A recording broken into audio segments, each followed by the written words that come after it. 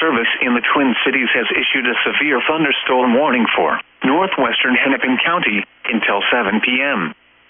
At 6:30 p.m., a severe thunderstorm was located near Corcoran, or 12 miles southeast of Buffalo, moving southeast at 40 miles per hour. Expected hazards include 60-mile-per-hour wind gusts and quarter-size hail.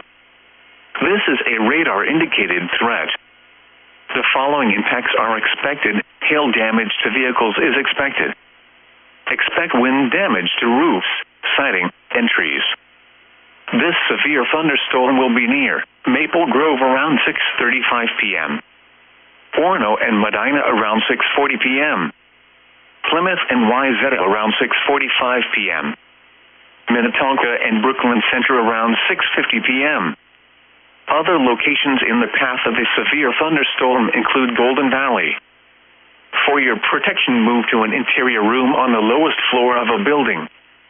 Repeating, a severe thunderstorm warning has been issued until 7 p.m. for the following county: Hennepin, Minnesota.